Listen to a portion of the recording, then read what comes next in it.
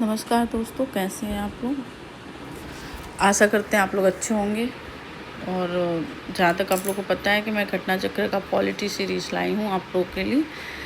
Polity से pieces में question का काफ़ी वेटेज होता है। पॉलिटी से बहुत सारे क्वेश्चन बहुत इजी भी होते हैं, कुछ क्वेश्चन टफ होते हैं। पॉलिटिक्स में एक बार गो थ्रू हो जाने के बाद उसमें क्वेश्चन बन जाते हैं इजी वे में। उसमें थोड़ा कॉन्सेप्ट क्लियर करना ज़रूरी होता है। तो हम लोग पढ़ाई के साथ साथ घटना चक्र का टेक्स्ट भी लगाएंगे और इससे बहुत सारे जो रिपीट क्वेश्चन होते हैं उसको हम सही करने के चांसेस हमारे बढ़ जाएंगे, वो सही हो जाएंगे। और हमारा जो एक कॉन्सेप्ट भी क्लियर होता जाएगा, क्योंकि टॉपिक वाइज होता है तो टॉपिक वाइज हम कराते जाएंगे और उसमें कॉन्सेप्ट भी क्लियर होता जाता है टॉपिक वाइज। तो ज़्यादा लेट नहीं करते हुए हम स्टार्ट करते हैं। आज का हमारा टॉपिक है संविधान सभा एवं संविधान सभा एवं संविधान निर्माण प्रक्रिया। तो इसका फर्स्ट क्वेश्चन हम लोग देखते हैं दोस्तों। फर्स्ट क्वेश्चन इसका देख लेते हैं। एक मिनट दोस्तों, इसका फर्स्ट क्वेश्चन हम देख लेते हैं। आ जाते हैं फर्स्ट क्वेश्चन पे। भारत के लिए संविधान की रचना हेतु संविधान सभा का विचार निम्नलिखित में से सर्वप्रथम किसने प्रस्तुत किया था। तो दोस्तों, संविधान सभा का विचार जो है सर्वप्रथम ये स्वराज पार्टी ने दिया था। ये जो स्वराज पार्टी थी इसने ही सबसे पहले एक बताया था कि भारत के लिए एक संविधान सभा होनी चाहिए। तो आज हम थोड़ा इसका एक्सप्लेनेशन पढ़ लेते हैं। मई 1934 में रांची में स्वराज पार्टी ने आत्मनिर्णय के अधिकार की मांग की और एक प्रस्ताव पारित किया जिसमें कहा गया कि वयस्क मताधिकार के आधार पर निर्वाचित भारतीय प्रतिनिधियों की एक संविधान सभा होगी। इसमें निर्वाचित भारतीय प्रतिनिधियों की बात की गई है। मतलब जो भी इसमें सदस्य होंगे वो निर्वाचित होंगे, उनसे मिलकर एक संविधान सभा बनेगी जो संविधान का निर्माण करेगी। संविधान सभा क्या करेगी? संविधान का निर्माण करेगी। तो जो संविधान का निर्माण करेगी, निर्वाचित भारतीय प्रतिनिधि रहेंगे, उनसे मिलकर एक संविधान सभा बनेगी जो संविधान का निर्माण करेगी। भारतीयों की ओर से संविधान सभा की मांग करने वाला ये प्रथम अवसर था जिसने 1934 में जब स्वराज पार्टी बनी थी उसने संविधान सभा की मांग की थी। नेक्स्ट क्वेश्चन देख लेते हैं दोस्तों। स्वतंत्रता के पूर्व के दिनों में प्रारंभिक किसने संविधान निर्मात्री सभा का विचार प्रस्तुत किया था। संविधान निर्मात्री सभा का विचार प्रस्तुत किया था एम.एन. रॉय ने किए थे। एम.एन. रॉय थे, इन्होंने किया था कि एक संविधान निर्मात्री संस्था होनी चाहिए। बस 1934 में ही भारत में संविधान निर्मात्री सभा का विचार एम.एन. रॉय ने दिया था। किसने दिया था? एम.एन. रॉय ने दिया था। एक निर्वाचित संविधान सभा द्वारा भारत के संविधान का निर्माण करने का प्रस्ताव किसने दिया था। एक निर्वाचित संविधान सभा द्वारा भारत के संविधान का निर्माण का विचार सर्वप्रथम किसने दिया था? तो ये क्रिप्स मिशन के द्वारा आया था। इस तरह का विचार क्रिप्स मिशन के द्वारा आया था। इसमें भारत शासन अधिनियम 1935 नहीं है। अगर यहाँ स्वराज पार्टी होती तो हम उसको देख सकते थे कि हाँ कुछ हद तक ये सही था। जब स्वराज पार्टी ने 1934 में एक निर्वाचित भारतीय सभा का द्वारा ये स्वराज पार्टी थी, तो ये अगर स्वराज पार्टी होती यहाँ पे तो इसको हम सही मान सकते थे। पर स्वराज पार्टी नहीं है तो हम किस मिशन को लेंगे? एक निर्वाचित संविधान सभा द्वारा भारत के संविधान का निर्माण करने का प्रस्ताव सर्वप्रथम क्रिप्स मिशन 1942 के द्वारा किया गया था। नेक्स्ट क्वेश्चन देख लेते हैं। ये यूपीपीसीएस में स्पेशल मेंस में जो 2008 का क्वेश्चन है दोस्तों। कैबिनेट मिशन योजना के अंतर्गत संविधान निर्माती परिषद में प्रत्येक प्रांत को आवंटित सदस्य संख्या निर्धारित करने के लिए एक प्रतिनिधि कितनी जनसंख्या के अनुपात में था। एक बार क्वेश्चन और पढ़ लेते हैं। कैबिनेट मिशन योजना के अंतर्गत संविधान निर्मात्री परिषद में प्रत्येक मांग को आवंटित सदस्य संख्या निर्धारित करने के लिए एक प्रतिनिधि कितनी जनसंख्या के अनुपात में था। यहाँ हम सब लोग जानते हैं 10 लाख की जनसंख्या पे प्रति 10 लाख की जनसंख्या पे एक प्रतिनिधि होना मतलब था कि प्रत्येक 10 लाख की जनसंख्या पे एक प्रतिनिधि होगा जो संविधान सभा के लिए निर्वाचित होगा। डिटेल थोड़ा पढ़ लेते हैं। कैबिनेट मिशन 1946 में भारत आया था और मिशन ने अपनी रिपोर्ट में संविधान सभा के गठन का एक सूत्र प्रस्तुत किया था, जिसके आधार पर संविधान सभा निर्वाचित होनी थी और प्रांतों का प्रतिनिधित्व जनसंख्या के आधार पर होना था। इसके तहत मोटे तौर पर प्रति 10 लाख व्यक्तियों के ऊपर एक प्रतिनिधि के निर्वाचन की व्यवस्था की गई थी। नेक्स्ट क्वेश्चन देख लेते हैं। इन व्यक्तियों में कौन कैबिनेट मिशन का सदस्य नहीं था? कौन कैबिनेट मिशन का सदस्य नहीं था? तो कैबिनेट मिशन में दोस्तों हम लोग जानते हैं कि इसमें पैथिक लॉरेंस थे, इसमें क्रिप्स थे, इसमें एवी अलेक्जेंडर थे, इसमें वुड नहीं थे, विलियम वुड नहीं थे। कैबिनेट मिशन 1946 में भारत में पहुंचा था। इस मिशन के सदस्य में स्टेफोर्ड क्रिप्स थे जो इसके अध्यक्ष थे, पैथिक लॉरेंस भारत सचिव थे, एवी अलेक्जेंडर जो है नौसेना मंत्री थे, विलियम वुड नहीं थे इसमें। प्रश्न नंबर 6 देखते हैं। भारतीय संविधान सभा का गठन किया गया था। भारतीय संविधान सभा का गठन किया गया था भारत सरकार अधिनियम 1943 के अंतर्गत नहीं, कृष्ण मिशन योजना के अंतर्गत बताया गया था कि एक संविधान सभा का निर्माण होगा, लेकिन इसके आधार पर गठन नहीं किया गया था। नेक्स्ट देख लेते हैं। कैबिनेट मिशन योजना 1946 के अंतर्गत, जी हाँ दोस्तों, कैबिनेट मिशन योजना 1946 के अंतर्गत उसने एक विस्तृत योजना दी थी जिसके अनुसार प्रति 10 लाख जनसंख्या में एक व्यक्ति 10 लाख की जनसंख्या में एक व्यक्ति का प्रतिनिधित्व होगा संविधान सभा का निर्वाचन के लिए। तो ये कैबिनेट मिशन के आधार पर ही भारतीय संविधान सभा का वो गठन हुआ था। तो इसको थोड़ा डिटेल पढ़ लेते हैं। भारतीय संविधान सभा का प्रतिनिधित्व निर्वाचन के आधार पर गठन कैबिनेट मिशन योजना 1946 के तहत किया गया था। 10 लाख पर एक व्यक्ति 10 लाख पर एक व्यक्ति थे।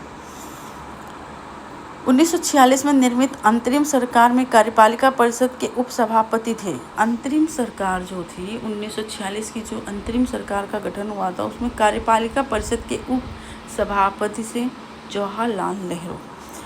24 अगस्त 1946 में थोड़ा डिटेल देख लेते हैं। 24 अगस्त 1946 में अंतरिम राष्ट्रीय सरकार की घोषणा इस व्यवस्था के साथ की गई थी कि अंतरिम सरकार 2 सितंबर 1946 को कार्यभार संभालेगी। वायसराय इसमें कार्यकारी परिषद के पदेन होंगे। इसमें कार्यकारी परिषद के पदेन कौन होता था? वायसराय थे। जवाहरलाल नेहरू इसमें उपाध्यक्ष या उपसभापति थे। नेक्स्ट क्वेश्चन देख लेते हैं दोस्तों। निम्नलिखित में से कौन अगस्त 1946 में गठित प्रथम अंतरिम राष्ट्रीय सरकार का सदस्य नहीं था? 1946 में गठित प्रथम अंतरिम राष्ट्रीय सरकार का सदस्य नहीं था। तो इसमें हम देख लेते हैं राजेंद्र प्रसाद थे, जगजीवन राम थे, ये राजगोपाला भी थे, ये डॉक्टर एस राधाकृष्णन नहीं थे, ये राधाकृष्णन बहुत बाद में आए, ये नहीं थे। कैबिनेट मिशन योजना के तहत के आधार पर 24 अगस्त 1946 की घोषणा के तहत नवनिर्मित संविधान सभा से 2 सितंबर 1946 को भारत की अंतरिम सरकार का गठन किया गया। इसमें राजगोपालाचारी जो थे शिक्षा मंत्री थे, डॉक्टर राजेंद्र प्रसाद खाद्य एवं कृषि मंत्री थे, जगजीवन राम श्रम मंत्री थे, जबकि राधाकृष्णन भारत के प्रथम अंतरिम राष्ट्रीय सरकार के सदस्य नहीं थे। इसमें आ जाते हैं क्वेश्चन। दूसरा क्वेश्चन देख लेते हैं, 9वां। नेक्स्ट क्वेश्चन देख लेते हैं। बेबेल योजना के अनुसार कार्यकारी परिषद में हिंदू और मुस्लिम सदस्यों की संख्या समान थी। बेबेल योजना के अनुसार कार्यकारी परिषद में हिंदू और मुस्लिम सदस्यों की संख्या समान होनी थी, ये सही है। बेबेल का विचार था कि ऐसी व्यवस्था से भारत का बंटवारा बच सकता है। नहीं, ऐसा कोई विचार नहीं था इनका भारत का बंटवारा बच जाए। इसमें कथन एक सही होगा और आर गलत होगा। कथन सही है पर कारण गलत है। इसका थोड़ा डिटेल हम लोग पढ़ लेते हैं दोस्तों।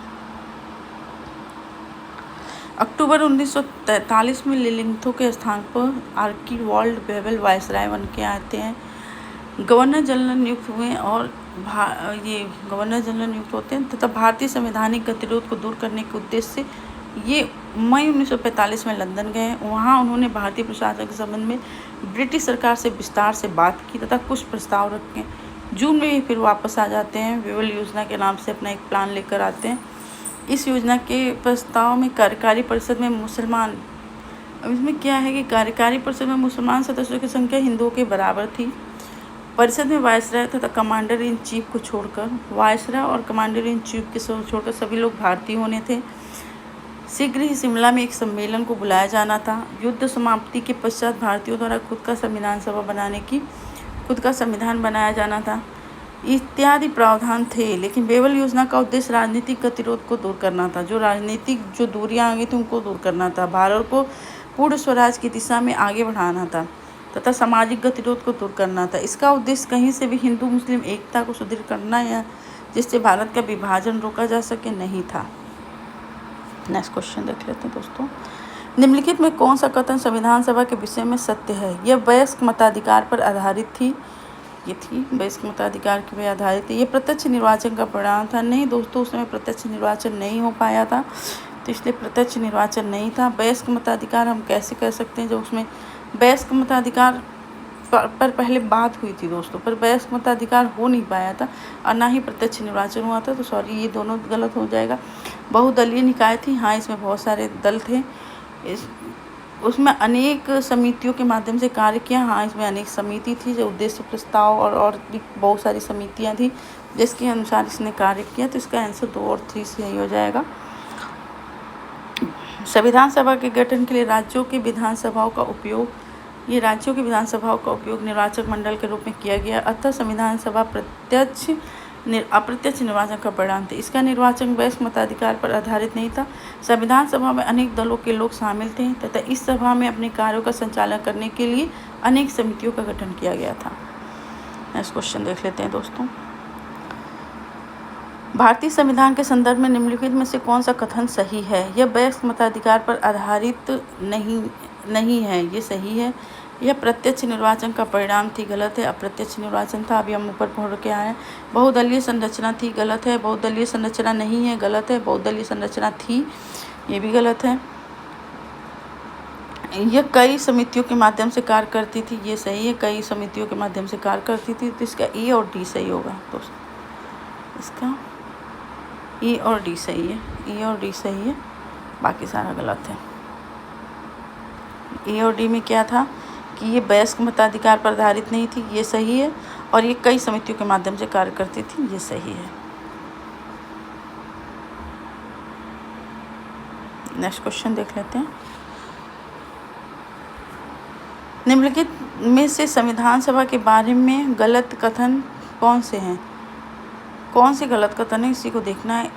इसमें बड़ी संख्या में समितियों की मदद से काम किया, इसमें से प्रारूप समिति सबसे महत्वपूर्ण थी, ये सही है। अल्पसंख्यक समुदाय जैसे ईसाई, एल्गो इंडियन और पारसियों को भी पर्याप्त प्रतिनिधित्व दिया गया था, ये भी सही है। इसका निर्वाचन सार्वभौम वयस्क मताधिकार पे किया गया, गलत है दोस्तों, क्योंकि अभी हम लोग बोले वयस्क मताधिकार पे नहीं हुआ था। राज्यों के विधानमंडलों को ही एक निर्वाचक मंडल मान लिया गया था और उसी आधार पे हम संविधान सभा का वो निर्वाचन किए थे, तो ये गलत है। वयस्क मताधिकार पे नहीं हुआ था। इसकी चुनाव प्रक्रिया 1935 के अधिनियम की 6वीं अनुसूची पर आधारित थी। कर, संपत्ति और शैक्षिक योग्यता के कारण मताधिकार सीमित था, ये चाहिए। भारतीय संविधान के सदस्यों का निर्वाचन, आज ही थोड़ा डिटेल पढ़ लेते हैं। भारतीय संविधान के सदस्यों का निर्वाचन प्रांतीय विधानसभाओं के सदस्यों द्वारा प्रत्यक्ष निर्वाचन के आधार पर हुआ था, न कि सार्वभौमिक वयस्क मताधिकार के आधार पर। ये हुआ था अप्रत्यक्ष निर्वाचन के आधार पर हुआ था, प्रत्यक्ष न ही कि सार्वभौम वयस्क मताधिकार पर प्रत्यक्ष निर्वाचन द्वारा। कर, संपत्ति और शैक्षिक योग्यता के आधार पर मताधिकार प्रदान किया गया था, सभी को मताधिकार प्राप्त नहीं थे। कर, संपत्ति और शैक्षिक योग्यता के आधार पर मताधिकार प्रदान किया गया था, सभी को मताधिकार प्राप्त नहीं थे। नेक्स्ट क्वेश्चन दोस्तों। भारत के संविधान का प्रारूप तैयार करने वाली संविधान सभा के सदस्यों को संविधान सभा के सदस्यों को विभिन्न प्रांतों के विधानसभाओं द्वारा चुना गया था। अभी हम पीछे पढ़ के जस्ट आ रहे हैं कि प्रांतों के जो विधानसभाएं हैं उन्हीं को निर्वाचक मंडल मान लिया गया था और वहीं से निर्वाचन हुआ था। नेक्स्ट क्वेश्चन देख लेते हैं। भारतीय इतिहास के संदर्भ में प्रांतों से जो संविधान सभा के थे प्रांतीय संविधान सभाओं से द्वारा निर्वाचित हुए थे। प्रांतों से जो संविधान सभा के सदस्य थे वो प्रांतीय संविधान सभाओं द्वारा निर्वाचित हुए थे। नेक्स्ट क्वेश्चन देख लेते हैं। नेक्स्ट क्वेश्चन दोस्तों। भारतीय संविधान में सदस्यों का चुनाव कैसे हुआ था? तो कैसे हुआ था? प्रांतीय सभाओं द्वारा। जो प्रांतीय विधानसभाएं थी, उनको ही निर्वाचक मंडल मान लिया गया था और वहीं से चुनाव हुआ था। संविधान सभा के चुने हुए स्थायी अध्यक्ष कौन थे? स्थायी पहले 2 थे, एक अस्थायी थे और एक स्थायी थे। तो अस्थायी में थे ये सच्चिदानंद सिन्हा और स्थायी में थे डॉक्टर राजेंद्र प्रसाद। 9 दिसंबर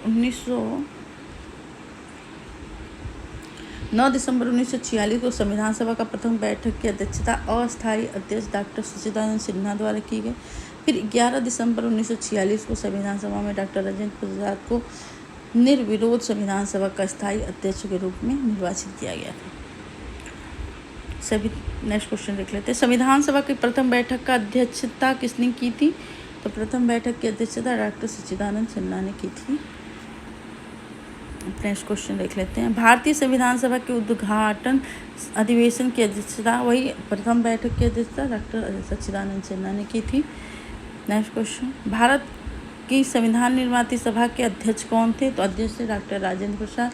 ये 11 दिसंबर 1946 को इनको चुना गया था और 9 दिसंबर 1946 को सच्चिदानंद सिन्हा डॉक्टर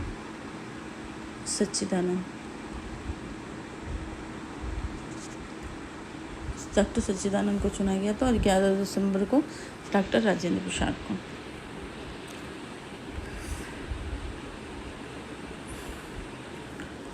नेक्स्ट क्वेश्चन देख लेते हैं। स्वतंत्र भारत के संविधान सभा के अध्यक्ष कौन थे? स्वतंत्र भारत के संविधान सभा के वही डॉक्टर राजेंद्र प्रसाद ही थे। यही पहले राष्ट्रपति भी बनते हैं। संविधान सभा के प्रथम मनोनीत उपराष्ट्रपति कौन थे? तो फ्रैंक एंथोनी थे। संविधान सभा के प्रथम मनोनीत उपसभापति संविधान सभा के प्रथम मनोनीत उपसभापति कौन थे? फ्रैंक एंथोनी थे। गलती हो गया दोस्तों। संविधान सभा के प्रथम अस्थायी उपसभापति या उपाध्यक्ष फ्रैंक एंथोनी थे, जिन्हें 9 दिसंबर 1946 को अस्थायी सभापति डॉक्टर सच्चिदानंद सिन्हा द्वारा मनोनीत किया गया था। एच.सी. मुखर्जी संविधान सभा के पहले स्थायी उपाध्यक्ष थे। एच.सी. मुखर्जी थे स्थायी और अस्थायी थे फ्रैंक एंथोनी। भारतीय संविधान सभा की स्थापना हुई थी 9 दिसंबर 1946 को और इसी दिन डॉक्टर सच्चिदानंद सिन्हा को संविधान सभा का प्रथम अस्थायी अध्यक्ष चुना गया था। संविधान सभा की प्रथम बैठक हुई थी दोस्तों, अभी ऊपर ही पढ़ के आ रहे हैं, 9 दिसंबर 1946 को संविधान सभा की प्रथम बैठक हुई थी दोस्तों, दिसंबर 1946 को, 9 दिसंबर 1946 को। Next question. संविधान सभा की प्रथम अधिवेशन 9 दिसंबर 1946 को दोस्तों। देखिए कितना एक ही क्वेश्चन कितनी बार रिपीट हो रहा है दोस्तों। देखिए संविधान सभा की पहली बैठक हुई थी 9 दिसंबर 1946 को। भारत को एक संविधान देने का प्रस्ताव संविधान सभा द्वारा पारित हुआ था। भारत को एक संविधान देने का प्रस्ताव संविधान सभा उद्देश्य प्रस्ताव था। ये 22 जनवरी 1946 को डॉक्टर जवाहरलाल नेहरू ने दिया था। 22 जनवरी 1947 को संविधान सभा द्वारा भारत को संविधान देने का उद्देश्य प्रस्ताव पारित किया गया था। उद्देश्य प्रस्ताव को 13 दिसंबर 1946 को जवाहरलाल नेहरू ने पेश किया था। आगे चलकर यही उद्देश्य प्रस्ताव प्रस्तावना बना था। प्रस्तावना का प्रारूप बना था। इस क्वेश्चन देखते हैं।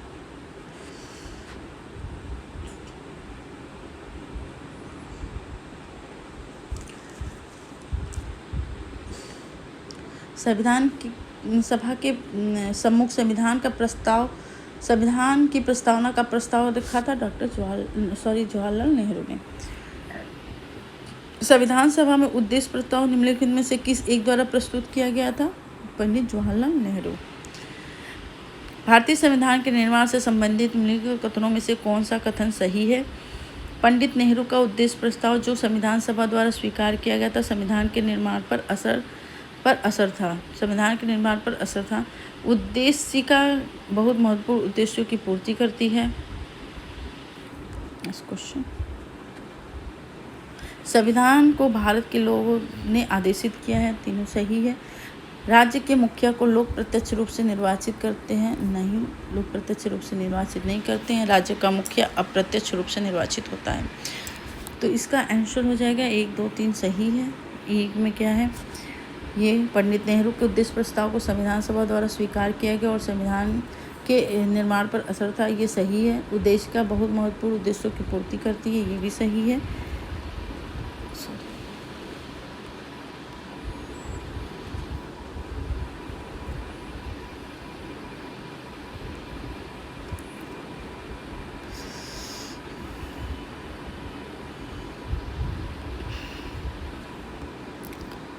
ये भी सही है। और भारत के संविधान के लोगों को आदेशित करती है, संविधान भारत के लोगों को आदेश करता है, ये भी सही है। आइए इसका डिटेल पढ़ लेते हैं दोस्तों। भारतीय संविधान के तहत राज्य के मुखिया अर्थात राष्ट्रपति का निर्वाचन लोगों द्वारा प्रत्यक्ष रूप से नहीं बल्कि अप्रत्यक्ष रूप से, ये है ना, प्रत्यक्ष से नहीं बल्कि अप्रत्यक्ष रूप से किया जाता है।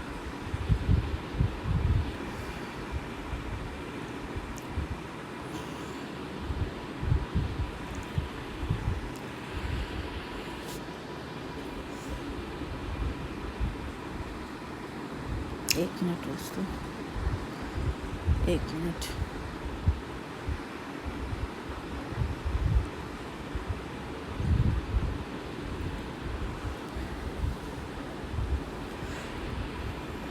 तो राज्य के मुखिया अर्थात राष्ट्रपति का निर्वाचन लोगों द्वारा प्रत्यक्ष रूप से नहीं अप्रत्यक्ष रूप से होता है, तो ये गलत है, बाकी सब सही है। नेक्स्ट क्वेश्चन देखते थे। भारतीय संविधान को बनाने तो भारतीय संविधान सभा के कुल कितने अधिवेशन हुए थे? तो ये 12 अधिवेशन हुए थे दोस्तों। संविधान सभा के कुल 12 अधिवेशन हुए थे। भारतीय संविधान के निर्माण में संविधान सभा को 2 वर्ष 11 माह 18 दिन का समय लगा था। इस दौरान कुल 11 अधिवेशन हुए। कुल अवधि 165 दिन। 11 अधिवेशन के अंतिम दिन 26 नवंबर 1949 को संविधान को अंगीकृत किया गया तथा 11वें अधिवेशन के अतिरिक्त संविधान सभा द्वारा पुनः 24 जनवरी 1950 को समवेत हुई, जबकि सदस्यों द्वारा भारत के संविधान पर हस्ताक्षर किए गए। इस प्रकार निकटतम सही उत्तर सी होगा। जैसे तो दोस्तों 11 अधिवेशन हुए थे और 11वां अधिवेशन जो हुआ था 26 नवंबर 1949 को, इसी दिन संविधान को अंगीकृत कर दिया गया था। और फिर उसके बाद 24 जनवरी 1950 को सब फिर से एक बार संविधान सभा के लोग इकट्ठे होते हैं और संविधान पर हस्ताक्षर करते हैं। तो इसलिए नेक्स्ट उसका विकल्प ई मतलब सी है, तो सी ही मान के चलते हैं।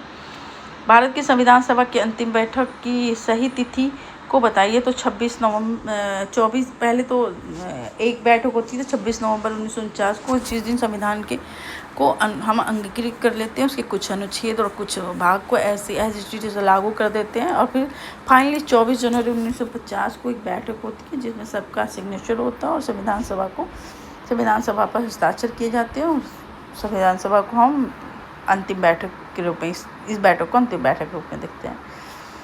भारत के संविधान के तहत संविधान सभा को कितना समय लगा था? तो अभी हम लोग देख कर आ रहे हैं 2 वर्ष 11 माह 18 दिन, 2 वर्ष 11 माह 18 दिन, 2 वर्ष 11 माह 18 दिन। सूची एक्स को सूची वाई से सुमेलित कीजिए तथा सूचियों को नीचे दिए गए कूटों का प्रयोग करते हुए सही उत्तर चुनिए। संविधान सभा के पहले उपाध्यक्ष हैं संविधान सभा के मुखर्जी। अभी हम लोग पीछे पढ़ के ही आ रहे हैं कि मुखर्जी थे। अस्थायी थे मैरी फ्रैंको, सॉरी याद नहीं, थोड़ा सा दिमाग से निकल रहा है, एक मिनट से।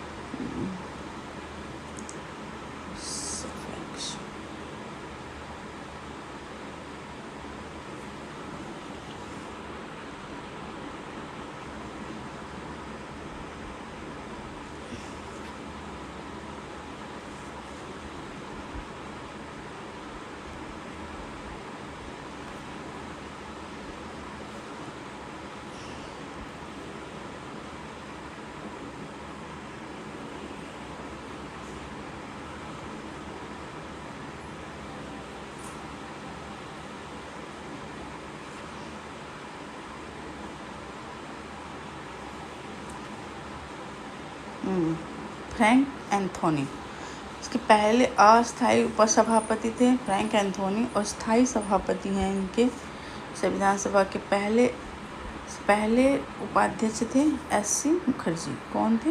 एस.सी. मुखर्जी। प्रारूप समिति में मूलतः एकमात्र कांग्रेसी सदस्य थे। प्रारूप समिति के एकमात्र कांग्रेसी सदस्य थे के.एम. मुंशी। कौन थे? के.एम. मुंशी। तो इसका हो जाएगा 4, इसका हो जाएगा थर्ड। राजस्थान की रियासतों का प्रतिनिधित्व करने वाले संविधान सभा के सदस्य थे। राजस्थान रियासत का प्रतिनिधित्व करने वाले वी.टी. कृष्णमाचारी।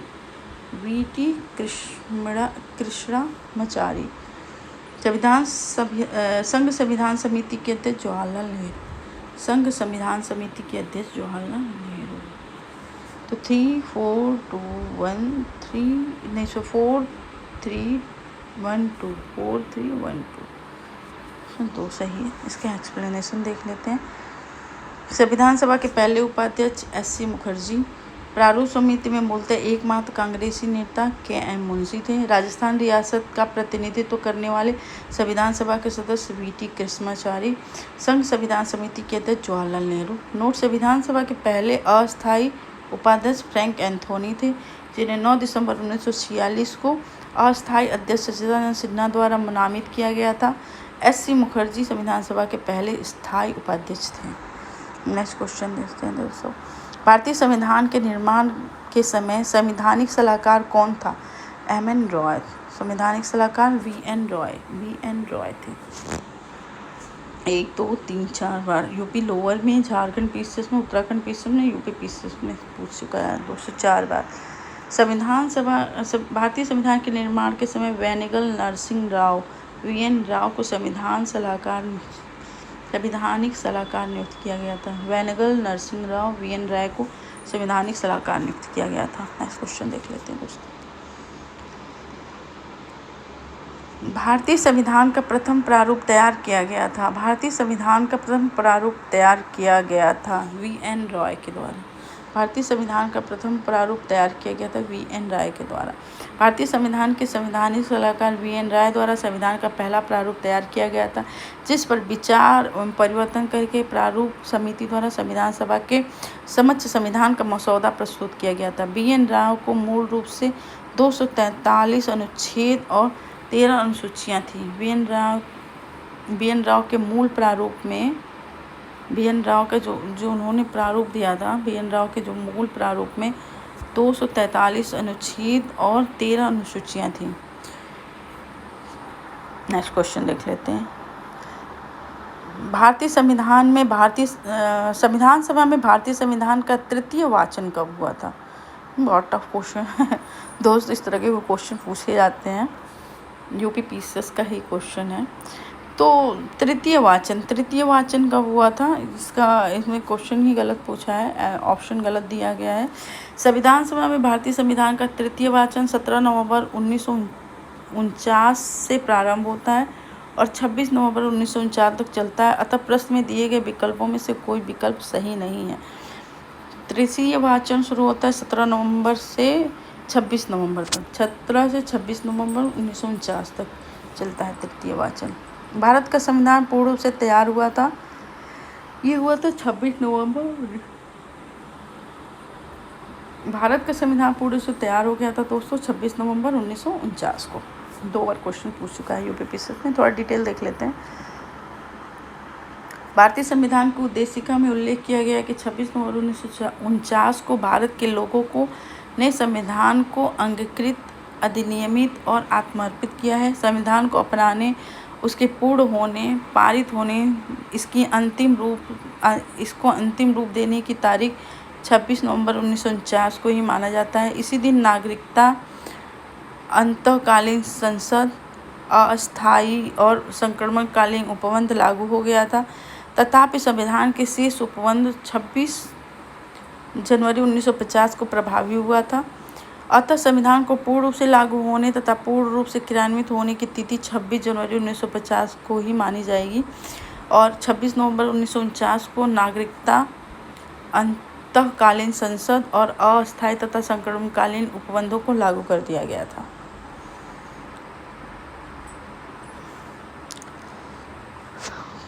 पूर्ण रूप से तैयार हुआ था 26 नवंबर 1949 को। पूर्ण रूप से लागू अगर पूछा गया कि पूर्ण रूप से लागू कब हुआ, तो ये 26 जनवरी 1950 को। भारतीय संविधान को संविधान सभा द्वारा अंगीकृत किया गया था 26 नवंबर 1949 को। वो भी ऊपर पढ़ के आ रहे हैं दोस्तों। नेक्स्ट क्वेश्चन देख लेते हैं।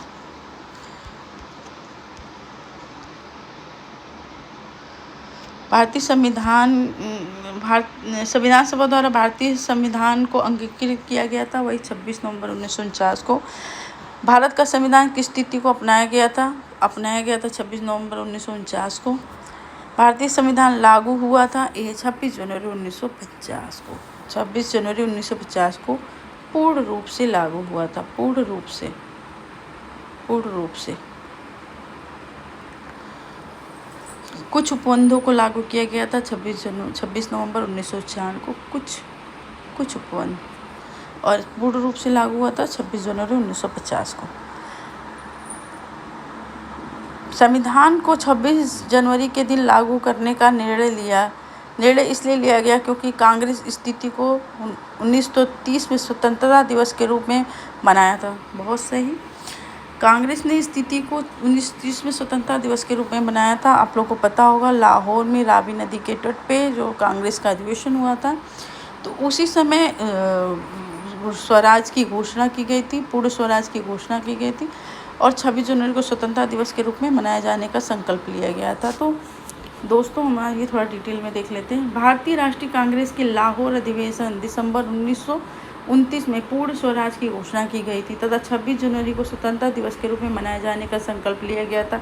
आज़ादी के पूर्व तक 26 जनवरी को स्वतंत्रता दिवस के रूप में मनाया जाता रहा, परंतु 15 अगस्त 1947 को स्वतंत्र हो गया। परंतु भारत जो है 15 अगस्त 1947 को स्वतंत्र हो गया।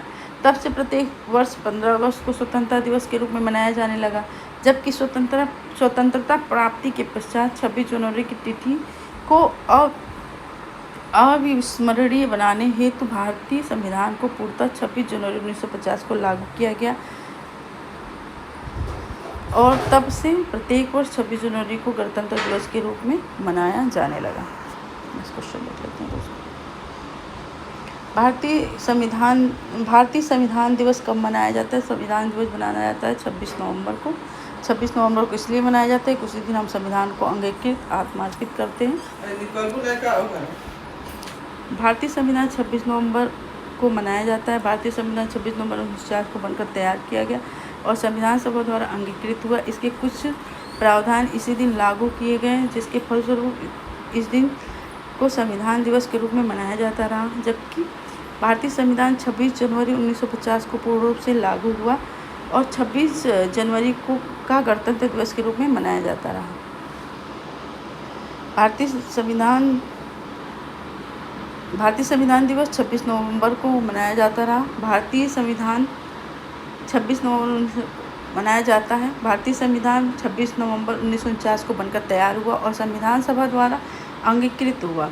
इसके कुछ उपबंध इसी दिन लागू किए गए थे। इसके फलस्वरूप इस दिन को संविधान दिवस के रूप में मनाया जाता रहा, जबकि भारतीय संविधान 26 जनवरी 1950 को पूर्ण रूप से लागू किया गया और 26 जनवरी को गणतंत्र दिवस के रूप में मनाया जाता रहा। भारतीय संविधान को अपनाया गया था संविधानिक सभा द्वारा भारतीय संविधान को अपनाया गया था। संविधान सभा के 11वें अधिवेशन में 26 नवंबर 1949 को भारतीय संविधान सभा द्वारा अपनाया गया था। भारतीय संविधान को 26 नवंबर 1949 को किसके द्वारा अधिनियमित किया गया था? तो संविधान सभा द्वारा अधिनियमित किया गया था। भारत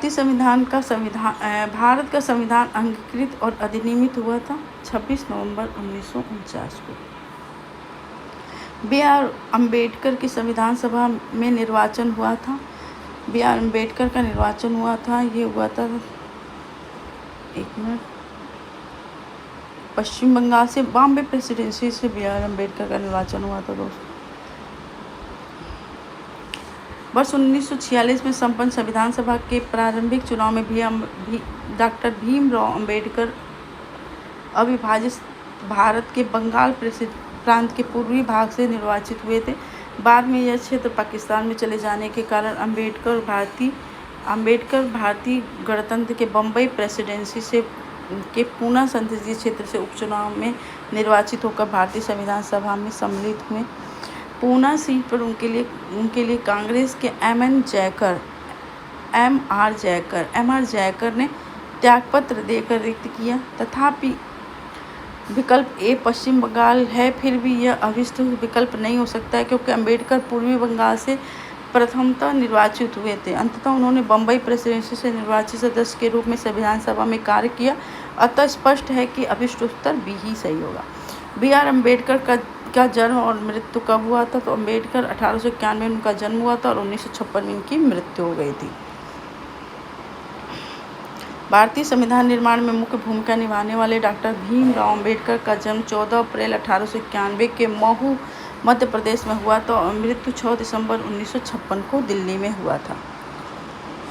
निम्नलिखित कथनों पर विचार कीजिए। तृतीय गोलमेज सम्मेलन के विचार विमर्श की परिणति भारत सरकार अधिनियम 1935 के पारित होने के रूप में हुई है। भारत सरकार अधिनियम 1935 ने ब्रिटिश भारत के सूबों और भारतीय रियासतों में एक संघ पर आधारित ऑल इंडिया फेडरेशन का गठन का उपबंध किया। दोनों सही है दोस्तों, क्योंकि जो तृतीय गोलमेज सम्मेलन पे जो विचार विमर्श हुआ था उसी की परिणति थी कि भारत सरकार अधिनियम 1935 पारित हुआ और भारत सरकार अधिनियम 1935 ने ब्रिटिश भारत में सूबों और भारतीय रियासतों पर एक संघ पर आधारित ऑल इंडिया फेडरेशन के गठन की बात की गई थी। तो दोनों सही है। इसका वो देख लेते हैं। नवंबर दिसंबर 1932 में लंदन में आयोजित तीसरे और अंतरिम गोलमेज सम्मेलन में कांग्रेस ने भाग नहीं लिया। इस सम्मेलन में भारत सरकार अधिनियम 1935 के लिए एक ठोस योजना को अंतिम रूप पेश किया गया था।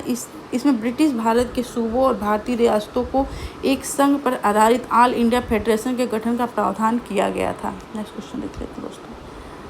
थोड़ा फास्ट चल रहे हैं दोस्तों, जल्दी से हो जाएगा। भारत का संविधान देश की आवश्यकताओं की पूर्ति करता है। भारत का संविधान देश की आवश्यकताओं की पूर्ति करता है, सही है। इसको एक गृहीत संविधान कहा जा सकता है।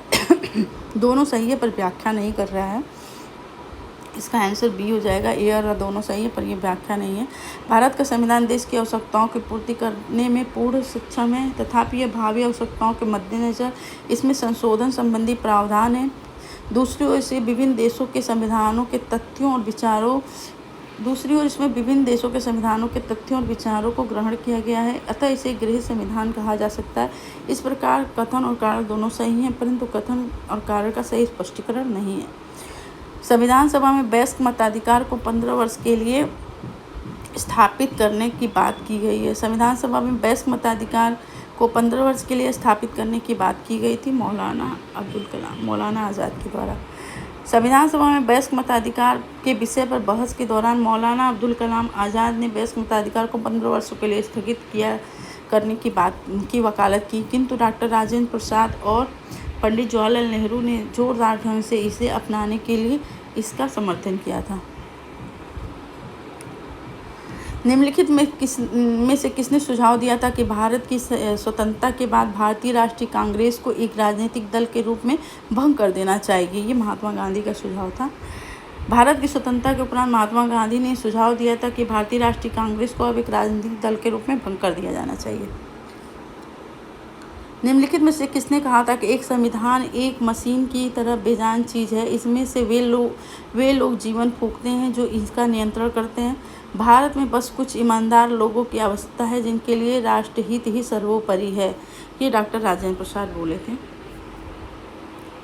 प्रश्नगत कथन संविधान सभा के अध्यक्ष और भारत के प्रथम राष्ट्रपति डॉक्टर राजेंद्र प्रसाद का है। यह कथन 26 नवंबर 1949 को भारतीय संविधान को अपनाए जाते समय उनके वक्तव्य का अंग है। अपनी राष्ट्रवादी प्रतिक्रिया में भारतीय संविधान के निर्माताओं ने अल्पसंख्यकों के हितों तथा भावनाओं के महत्व को कम करके आंका है। ये किसने कहा था? ये कहा था आइवर जेनिंग्स ने। आइवर जेनिंग्स ने कहा था कि अपनी राष्ट्रवादी प्रतिक्रिया में भारतीय संविधान के निर्माताओं ने अल्पसंख्यकों के हितों और भावनाओं के और उनके महत्व को कम करके आंका है। ये आइवर जेनिंग्स ने कहा था।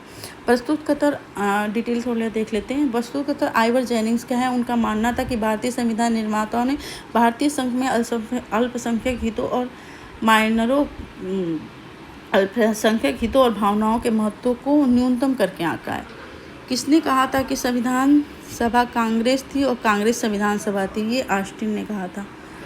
किसने कहा था कि संविधान सभा कांग्रेस थी और कांग्रेस संविधान सभा था? ये ऑस्टिन ने कहा था। संविधान सभा कांग्रेस थी और कांग्रेस भारत। यह वक्तव्य पद्मश्री पुरस्कार प्राप्त इतिहासकार ग्रैनविले ऑस्टिन का है। यह वक्तव्य उनकी पुस्तक द इंडियन कॉन्स्टिट्यूशन में था। उन्होंने कहा था कि संविधान सभा कांग्रेस और कांग्रेस भारत था। भारतीय संविधान सभा में कुल कितनी महिलाएं थी? भारतीय संविधान सभा में कुल कितनी महिलाएं थी? 15 महिलाएं थी। कितनी महिलाएं थी? 15 महिलाएं थी। भारतीय संविधान सभा में कितनी महिलाएं थी? 15 महिलाएं थी। तो दोस्तों, आज ये टॉपिक यहीं ख़त्म होता है। तो आशा करते हैं कि आप लोग को ये वीडियो अच्छा लगा होगा। अगर वीडियो अच्छा लगा है तो वीडियो को लाइक कीजिए, चैनल को सब्सक्राइब कीजिए और फिर मिलते हैं नेक्स्ट सीरीज़ में। तब तक के लिए नमस्कार, बाय बाय, शब्बा खैर।